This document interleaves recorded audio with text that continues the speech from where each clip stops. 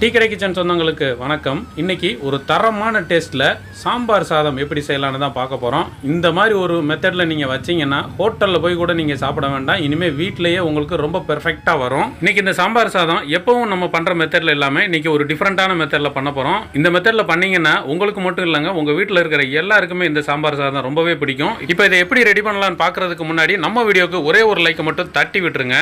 வணக்கம். நீங்கள் நம்ம டீ கடை கிச்சனில் என்ன பார்க்க போகிறோம்னா சாம்பார் சாதம். சூப்பராக ஒரு எளிமையான முறையில் ஒரு டேஸ்டான ஒரு சாம்பார் சாதம் பார்க்க போகிறோம். அந்த சாம்பார் சோறுக்கு வந்து இன்றைக்கி நம்ம அரிசி எடுத்துக்கூடிய அளவு பார்த்தீங்கன்னா 400 கிராம், அதாவது மெஷர்மெண்ட்டில் 1.5 கப்பாக எடுத்துருக்கோம். நம்ம வீட்டில் இருக்கக்கூடிய அந்த எப்பயுமே வழக்கமாக பொங்கும்ல புழுங்கல் அரிசி, நைஸான அரிசி தான் எடுத்திருக்கோம். அதுதான் இன்றைக்கி 400 கிராம், அதாவது மெஷர்மெண்ட்டில் 1.5 கப்பு. இதுக்கு துவரம்பருப்பு 3/4 கப்பு. இது வந்து ஒரு 200 கிராம். நம்ம வீட்டில் என்ன பருப்பு பயன்படுத்துகிறோமோ துவரம்பருப்பு அதை நீங்கள் பயன்படுத்திக்கலாம். அதையும் நம்ம இந்த தண்ணியில் அரிசியோடு சேர்த்துட்டு நல்லா களைஞ்சிட்டு 2 தடவை களைஞ்சிட்டு எடுத்துகிட்டு வந்துடுவோம். இப்போ நம்ம அரிசியும் பருப்பையும் நல்லா களைஞ்சிட்டு ஒரு 20 நிமிஷம் நம்ம ஊறி வரட்டும். இப்போ தண்ணி பார்த்திங்கன்னா நம்ம ஒரு 1.25 லிட்டர் நம்ம குக்கரில் தண்ணி கொதிச்சிட்டு இருக்க அந்த தண்ணியில் நம்ம ஊற வச்சுக்கக்கூடிய அரிசி பருப்பையும் உள்ளே சேர்த்துடலாம்.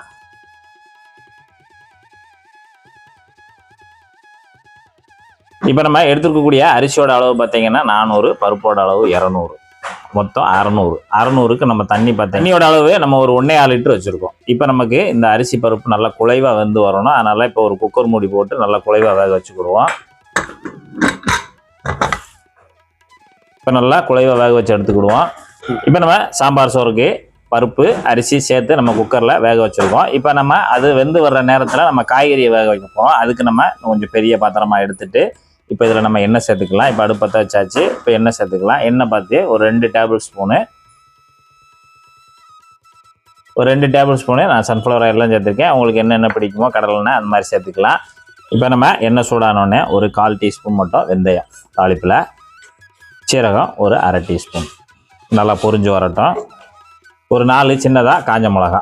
இப்போ நமக்கு நல்லா பொரிஞ்சு வந்துருச்சு. பொரிஞ்சு வந்தோடனே காஞ்ச மிளகாயம் போட்டு நல்லா இந்த எண்ணெயில் ஒரு பரட்டி விட்டுருங்க. இப்போ நம்ம இங்கே ஒரு 100 கிராம் சின்ன வெங்காயத்தை நல்லா உரிச்சிட்டு கழுவி வச்சுருக்கோம், முழுசாகவே வச்சுருக்கோம். அதை நம்ம இந்த எண்ணெயில் போட்டு வதக்கிடலாம். நம்ம இந்த சாம்பார் சாதத்துக்கு இந்த மாதிரி சின்ன வெங்காயம் போட்டு பண்ணிங்கன்னா நல்லா சூப்பரான ஒரு டேஸ்ட் கிடைக்கும். அதை நம்ம அந்த எண்ணெயில் வதக்கிட்டு தான் பண்ணணும். இப்போ கருவேப்பிலை ஒரு 2 கப்பு கருவேப்பிலை உருவிட்டு உள்ளே சேர்த்துடலாம். இந்த எண்ணெயிலே இந்த வெங்காயம் நமக்கு ஒரு பாதி அளவுக்கு வதங்கணும். நல்லா வதங்கி வரட்டும். இப்போ நமக்கு வெங்காயம் வந்து நல்லா பாதி அளவுக்கு வதங்கிடுச்சு. வதங்கின உடனே இப்போ நம்ம காய்கறி சேர்த்துக்க போகிறோம். காய்கறி உருளைக்கிழங்கு, ஒரு சின்ன உருளைக்கிழங்கு தான். சின்ன உருளைக்கிழங்கு எடுத்து நல்லா தொலி சீவிட்டு சின்ன துண்டுகளாக கட் பண்ணி வச்சுருக்கோம். இது நம்ம உள்ளே சேர்த்துடலாம். இது சவுக்காய் ஒரு காயில் ஒரு பாதி அளவு எடுத்து நல்லா தொலியை சீவிட்டு நல்லா கழுவி வச்சுருக்கோம். அதையும் நம்ம உள்ளே சேர்த்துடலாம். கேரட்டு ஒரு 50 கிராம் இருக்கும். அதேமாதிரி இந்த மாதிரி நீட்ட வாக்கில் கொஞ்சம் நல்லா துண்டுகளாக வெட்டிட்டு சேர்த்துக்கோங்க. பீன்ஸு ஒரு 5 பீன்ஸ் தான். 5 பீன்ஸ் நல்லா நீட்டமாக ஒடிச்சு வச்சுருக்கோம். அதையும் நம்ம உள்ளே சேர்த்துக்கலாம். ஒரு முருங்கைக்காய் தான் எடுத்துருக்கோம். ஒரு முருங்கைக்காய் நல்லா நீட்ட வாக்கில் வெட்டி வச்சுருக்கோம். அதையும் நம்ம உள்ளே சேர்த்துடலாம். கத்திரிக்காய் சின்னதாக 2 கத்திரிக்காய் எடுத்து நல்லா வெட்டிட்டு தண்ணியில் கழுவி வச்சுருக்கோம். அதையும் நம்ம உள்ளே சேர்த்துக்கலாம். இப்போ நம்ம இங்கே ஒரு 100 கிராம் பட்டர் பீன்ஸு 100 கிராம் தொலியோடு உள்ளதை எடுத்து உரிச்சிட்டு கழுவி வச்சுருக்கோம். அதையும் நம்ம உள்ளே சேர்த்துக்கலாம். இப்போ நம்ம தாளிப்பில் இந்த காய்கறியெல்லாம் போட்டு நல்லா எல்லாத்துலேயும் எண்ணெயிலேயும் கொஞ்சம் வதக்கி கொடுத்துருங்க. இந்த சாம்பார் சாதத்துக்கு இந்த எண்ணெயில் இப்படி நம்ம அந்த காய்கறியை வதக்கிட்டு பண்ணும்போது அந்த டேஸ்ட் நல்லாயிருக்கும், சூப்பராக இருக்கும். அதாவது காய்கறி இதுதான்லாம் கிடையாது, உங்களுக்கு பிடிச்ச காய்கறி எதுவோ அதை சேர்த்துக்கோங்க. ஒரு 3 காய்கறி 4 காய்கறி சேர்த்து இப்போ நம்ம காய்கறி எல்லாம் போட்டு ஒரு தடவை நல்லா கலந்து விட்டுட்டு இங்கே தக்காளி, மீடியம் சைஸ் தக்காளி 2 தக்காளி நல்லா பழுத்த தக்காளி எடுத்து இந்த மாதிரி வெட்டி வச்சுருக்கோம். அதையும் நம்ம இதில் சேர்த்துடலாம். சேர்த்துட்டு எல்லாத்தையும் நல்லா ஒரு தடவை கலந்து கொடுங்க. கலந்து கொடுத்துட்டு நல்லா ஒரு 2-3 நிமிஷம் நமக்கு இந்த எண்ணெயிலே இந்த காய்கறி நல்லா வதங்கி வரணும். அப்படின்னா தான் நமக்கு அந்த சாம்பார் சோறு வந்து நல்லா சூப்பராக ஒரு டேஸ்ட் நல்லா கிடைக்கும். இப்போ நம்ம காய்கறி ஒரு 3 நிமிஷம் வதங்குற நேரத்தில் நம்ம வந்து மசாலா ரெடி பண்ணணும். வாங்க நம்ம மசாலா ரெடி பண்ணிட்டு வந்துடலாம். இப்போ நம்ம இந்த பவுலில் வந்து புளி ஊற வச்சுருக்கோம். அதாவது சின்ன நெல்லிக்காய் சைஸு புளி ஊற வச்சுருக்கோம். அதை நம்ம கரைச்சி எடுத்துகிட்டு வந்து வரணும். இப்போ நம்ம இந்த சாம்பார் சோறுக்கு இந்த புளியை நல்லா கரைச்சிட்டு வடிகட்டி தனியாக எடுத்துடலாம். இப்போ நம்ம இந்த புளி கரைசலில் தேவையான மசாலா போட்டு இதில் நம்ம கரைக்க போகிறோம். ஒரு 1/2 டீஸ்பூனு தனி மிளகாத்தூள், ஒரு 1/4 டீஸ்பூனு மஞ்சள் தூள், மல்லித்தூள் 1 டீஸ்பூனு, சாம்பார் பொடி ஒரு 3 டீஸ்பூனு.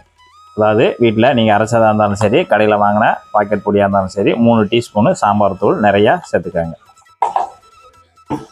ஒரு 1/4 டீஸ்பூனு பெருங்காயத்தூள், சீரகத்தூள் ஒரு 1/2 டீஸ்பூனு. இந்த மாதிரி பண்ணும்போது நமக்கு கொஞ்சம் ஈஸியாக இருக்கும், டக்குன்னு வேலை முடியும். இப்போ நல்லா கரைச்சிருங்க கட்டி இல்லாமல். நமக்கு டேஸ்ட்டும் நல்லா சூப்பராக கிடைக்கும். இப்போ நல்லா கரைச்சாச்சு மசாலா தண்ணி. இதை அப்படியே தூக்கிட்டு வந்து இப்போ நம்ம காய்கறி நல்லா ஒரு 3 நிமிஷம் நல்லா வதங்கிடுச்சு. நல்லா இந்த அளவுக்கு வதங்கின உடனே நம்ம கரைச்சி வச்சுருக்கக்கூடிய இந்த மசாலா தண்ணி புளி கரைசலோடு சேர்த்து நம்ம அந்த காயில் ஊற்றிடுங்க. இப்போ நம்ம மசாலு புளிக்கரைசல் சேர்த்து நம்ம அந்த காயில் வேகும்போது அந்த மசாலும் அந்த புளிக்கரைசல் அந்த தன்மை நல்லா வெந்து நல்லா ஒரு டேஸ்ட் நல்லா அதில் மிக்ஸ் ஆயிரும், காய்கறியிலே மிக்ஸ் ஆயிரும். புளியும் மசால் கரைசலும் ஊற்றி நல்லா கிண்டி கொடுத்துருங்க.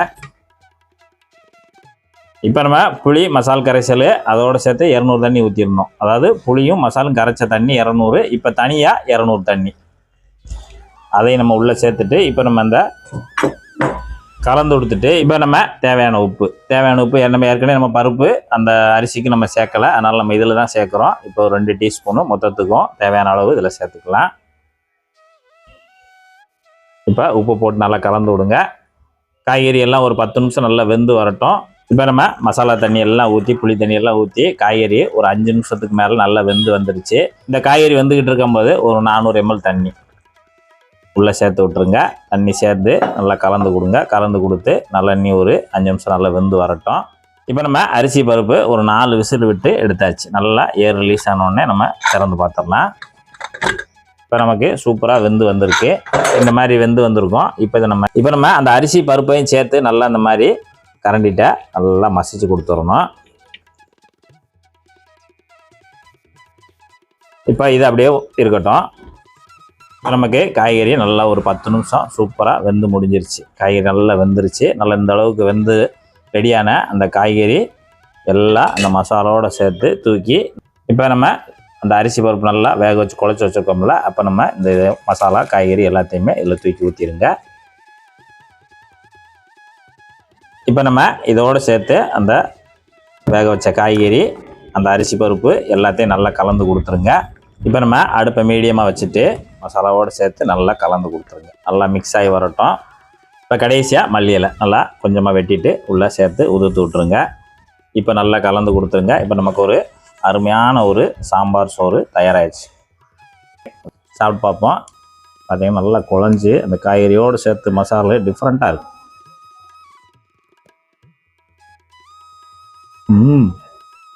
வா, நம்ம தனித்தனியாக சாம்பார் வச்சு சாப்பிட்றது ஒரு டேஸ்ட்டு, இப்படி சாம்பார் சோறாக செஞ்சு சாப்பிட்றது இன்னும் ரொம்ப டேஸ்ட்டு.